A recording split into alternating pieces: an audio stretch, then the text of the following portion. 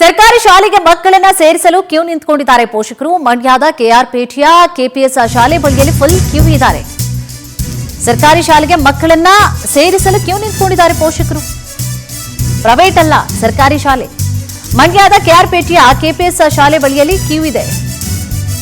ಮುಂಜಾನೆಯಿಂದಲೇ ಶಾಲೆ ಮುಂದೆ ದಾಖಲಾತಿ ಅರ್ಜಿಗೆ ಕ್ಯೂ ನಿಂತುಕೊಂಡಿದ್ದಾರೆ. ಎಲ್ಕೆಜಿಯಿಂದ ಪಿಯುಸಿಯವರೆಗೂ ಕೂಡ 2422 ಸ್ಟೂಡೆಂಟ್ಸ್ ದಾಖಲಾಗಿದ್ದಾರೆ. ಉತ್ತಮ ಶಿಕ್ಷಣವನ್ನ ನೀಡುವಲ್ಲಿ ಹೆಸರುವಾಸಿಯಾಗಿದೆ ಕೆಪಿಎಸ್ ಶಾಲೆ. ಶಾಲೆಯ ಪ್ರವೇಶಕ್ಕೆ ಪ್ರಭಾವಿಗಳಿಂದಲೂ ಕೂಡ ಬರ್ತಾ ಇದೆ ಶಿಫಾರಸು. ಉತ್ತಮ ಶಿಕ್ಷಣ, ಸರ್ಕಾರದ ಸವಲತ್ತಿಗೆ ಫಿದಾ ಆಗಿದ್ದಾರೆ ಪೋಷಕರು. ಹಬ್ಬ ಹಿಂಗಿರಬೇಕು ನೋಡಿ, ಪ್ರಭಾವಿಗಳೇ ಬರ್ತಾರಂತೆ. ಸರ್ಕಾರಿ ಶಾಲೆ ಇದು, ಬಟ್ ಯಾವುದೇ ಪ್ರೈವೇಟ್ ಶಾಲೆಗಳಿಗೂ ಇಲ್ಲದಂತಹ ಡಿಮ್ಯಾಂಡ್ ಇಲ್ಲಿ ಕ್ರಿಯೇಟ್ ಆಗ್ತಾ ಇದೆ. ಕಾರಣ ಏನು ಅಂತಂದ್ರೆ ಎಲ್ಲ ಉತ್ತಮವಾಗಿತ್ತು ಅಂತಂದ್ರೆ ಎಲ್ಲ ಬಂದೇ ಬರ್ತಾರೆ. ಪ್ರಭಾವಿಗಳು ಎಲ್ಲರೂ ದೊಡ್ಡವರು ಚಿಕ್ಕವರು ಅನ್ನಂಗಿಲ್ಲ, ಎಲ್ಲರೂ ಬರ್ತಾರೆ. ಸರ್ಕಾರದ ಸವಲತ್ತು ಹಂಗೆ ಕೊಡ್ಬೇಕು, ನೀವು ಕೊಟ್ರೆ ಪೋಷಕರು ಫಿದಾ ಆಗ್ತಾರೆ.